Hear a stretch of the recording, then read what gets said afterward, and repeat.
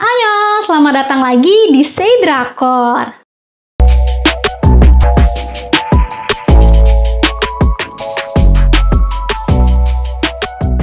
Kali ini aku mau mereview karakter-karakter unik yang ada di drama Korea berjudul Ripley 1988. Nah, karena berhubung masih sering WFA, aku jadi punya kebiasaan baru, yaitu nonton film dan drama Korea.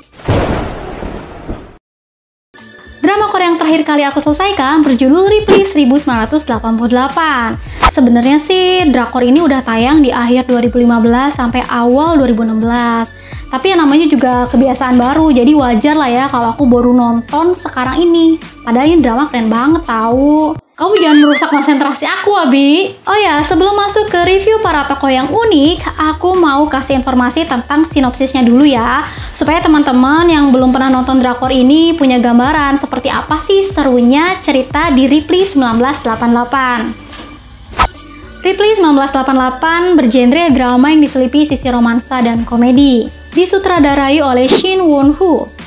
Ripley 1988 bercerita tentang 5 sahabat sedari kecil. Sung Dok-sun, Choi Taek, Sung Sun-woo, Kim Jung-hwan, dan Ryu Dong-ryong di kawasan Sangmundong, Seoul.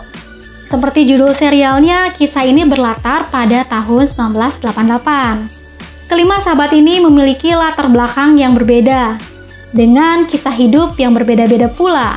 Misalnya Dok-sun yang didapuk sebagai keluarga miskin tapi selalu ceria, Sun-woo yang telah ditinggalkan sang ayah karena meninggal tapi dikenal sebagai murid teladan, Kim Jung-hwa yang menjadi OKB karena mendapat lotre tapi nggak sombong, Dong-ryong yang punya keluarga bisa dibilang cukup kaya tapi nggak mau kuliah, dan Choi Taek yang putus sekolah tapi punya bakat bermain baduk atau catur tradisional Korea.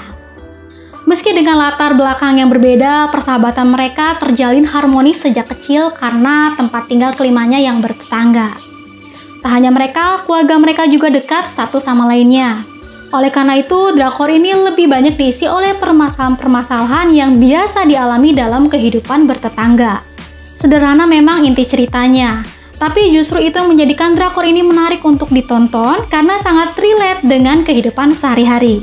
Selayaknya hubungan persahabatan pada umumnya, bumbu-bumbu cinta juga terjadi dalam keseharian 5 sahabat di drakor ini. Bumbu-bumbu cinta tersebut kemudian berubah menjadi konflik ketika 2 dari 5 sahabat itu mulai memiliki perasaan suka pada Dok-sun, yakni Kim Jung-hwan dan Choi Taek.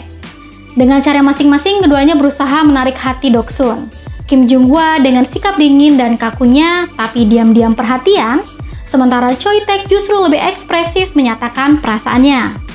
Choi Taek sering memberi hadiah, serta berusaha selalu ada saat Dok-sun tengah mengalami kemalangan atau sedang bersedih. Sedangkan Kim Jung-hwa justru lebih bersikap seolah-olah acuh. Namun pada akhirnya mereka berdua menyadari sedang mencintai gadis yang sama. Dan seperti kisah persahabatan yang saling suka, mereka dihadapkan pada pilihan. Apakah mereka akan memilih persahabatan atau memilih cinta? Permasalahan itulah yang banyak mengambil porsi di drakor ini. Ripley 1988 juga menonjolkan kehangatan hidup bertetangga dengan saling tolong-menolong dalam keadaan suka duka. Kepopuleran drama ini karena jalan ceritanya yang relate banget sama kehidupan sehari-hari. Persahabatan, keluarga, romansa, semua hadir dalam porsi yang pas. Nah, sekarang aku mau ngebahas tokoh-tokoh unik yang ada di drama Ripley 1988. Karena menurutku karakter di tokoh-tokoh drama ini cukup unik untuk dibahas. Nah, mau tahu hasil reviewnya? Yuk kita bahas! Sun Dok-sun diperankan oleh Lee Hye-ri. Dia adalah anak kedua dari 3 bersaudara yang berisik dan kadang terabaikan. Dok-sun satu-satunya perempuan dari kelompok persahabatan di lingkungan Sangmundong. Gadis ini banyak disukai oleh orang-orang karena sifatnya yang periang, apa adanya, cerewet, dan baik hati. Tapi dia pun sosok yang pemalas. Ini dibuktikan dengan ranking Dok-sun yang selalu berada di bawah. Sosoknya yang konyol namun baik hati berhasil mengambil hati para penonton. Banyak adegan-adegan ikonik yang dilakukan Dok-sun, sehingga perannya pasti tidak mudah untuk dilupakan. Bahkan di berbagai acara dan iklan, Lee Hye-ri tidak lagi dipanggil nama aslinya, melainkan dipanggil Dok-sun saking melekatnya karakter tersebut. Oh ya, by the way, Dok-sun itu nggak suka loh sama namanya. Dia sempat protes sama orang tuanya karena menurutnya nama Doksun itu tidak sebagus nama kakak dan adiknya. Terus pas ibunya pergi ke dukun buat lihat masa depan Doksun, sang dukun bilang kalau nama Doksun harus diganti kalau mau anaknya tersebut memiliki masa depan yang cerah. Nah, pas dengan namanya diganti jadi Soyun, si Doksun ini girang banget dong. Pokoknya scene ini tuh ngakak deh. Sosok Kim Jung Hwan diperankan oleh Ryu Jeon Yeok. Secara visual, Jung Hwan memang tidak setampan tokoh pria lain di drama ini, tapi karakternya sukses membuat para wanita meleleh. Kepribadiannya yang hangat tapi cuek, sering kali membuat penonton senyum-senyum sendiri. Bagaimana tidak, dia rela kedinginan di luar saat musim dingin untuk pergi ke sekolah bareng Doksun. Saat bus penuh, Jung Hwan berdiri di belakang Doksun untuk menahan gempuran penumpang lainnya sehingga Doksun tidak tergencet. Saat Natal tiba, Kim Jung Hwan lah satu-satunya yang memberi kado Natal pada Doksun. Tentunya semua ini dilakukan secara diam-diam, tanpa sepengetahuan Doksun. So sweet kan? Master Choi Taek diperankan oleh Park Bo Gum. Kenapa sih ada masternya? Ya karena dia adalah seorang master baduk. Kalau yang belum tahu baduk itu apa, baduk itu sejenis catur, tapi catur yang berasal dari Tiongkok. Permainan ini dituntut konsentrasi dan kegigihan yang kuat. Entah karena pengaruh dari baduk atau tidak, tapi karakter Choi Taek ini memang sangat pendiam. Selain pendiam, dia pun sosok yang polos dan lembut. Akibat keluguan Taek, semua sahabat-sahabatnya sering dibuat khawatir. Meski seorang master baduk yang jenius, tapi selain baduk, tidak ada hal lain yang bisa dilakukannya dengan benar. Di awal-awal episode, Choi Taek ini tidak begitu menonjol, tapi rupanya dia memiliki peran penting di Ripley 1988. Sung Bora diperankan oleh Ryu Hae-young. Sung Bora adalah kakak perempuan dari Doksun. Ia memiliki karakter yang galak, cuek, pelit, dan judes. Sebetulnya wajar sih kalau sosok kakak itu galak dan gak mau ngalah. Tapi di balik galaknya Bora, dia adalah kakak yang bisa diandalkan. Bahkan ketika nenek mereka meninggal, Bora lah yang menghibur kedua adiknya. Sebetulnya banyak scene-scene mereka yang bikin ngocok perut. Pertengkaran adik kakak ini emang relate banget sama kehidupan kita sehari-hari. Oh ya, aku jadi inget pas adegan jaket Bora yang dipakai sama Doksun. Bora emang gak suka kalau barang-barangnya itu dipegang sama orang lain. Bahkan aku sampai ngakak guling-guling gara-gara Doksun yang ketakutan sampai harus pontang-panting berusaha mengembalikan jaket itu ke rumah, padahal posisinya Doksun lagi di sekolah waktu itu. Bora kelihatan pelit sih, tapi pas udah kerja dan punya uang, dia beliin barang-barang untuk semua keluarganya.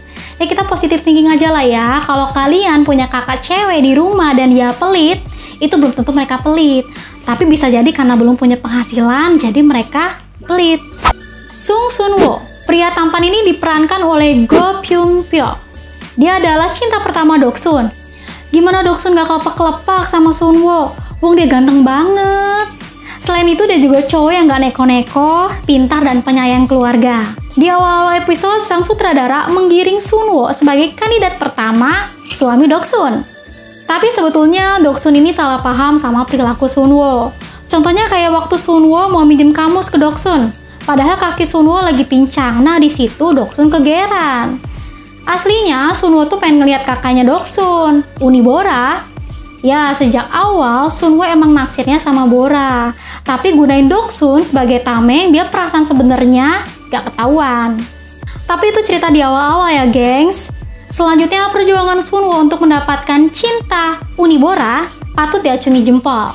Kenapa enggak? Ya secara macam betina. Gak gampang cuy naklukinnya. Ryu Dong Ryeon diperankan oleh Lee Dong Hui. Sosok Dong Ryeon ini paling gokil sih di antara 4 sahabatnya. Karakter Dong Ryeon cenderung kecil, tapi setiap kemunculannya bisa menjadi highlight. Apalagi kalau udah ngelawak dengan muka datar, itu ngocok perut banget gengs.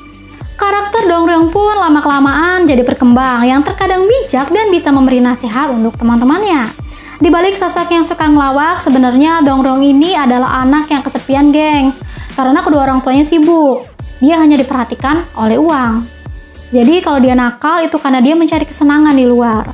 Suatu hari Dong Ryeon jatuh dari motor dan dibawa ke kantor polisi karena ngebut-ngebutan. Dia ketakutan bakal dimarahin sama ibunya. Tapi pas ibunya dateng, ibunya malah langsung meluk dia dan nanya, ada yang luka?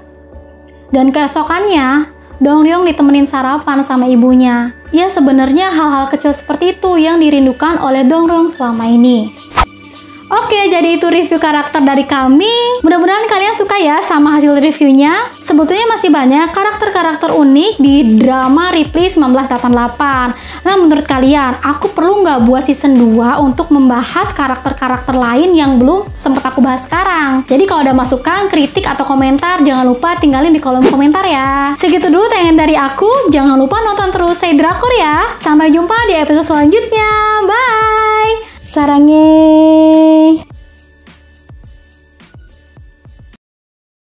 Hai, terima kasih teman-teman yang selalu mendukung Sleepy TV dengan subscribe atau meninggalkan komentar atau men-share konten-konten kami ke teman-teman atau kerabat kalian. Semoga kalian suka ya dengan konten-konten Sleepy TV. Oh ya, satu lagi. Sungai atau selokan bukan tempat sampah ya. Ingat itu.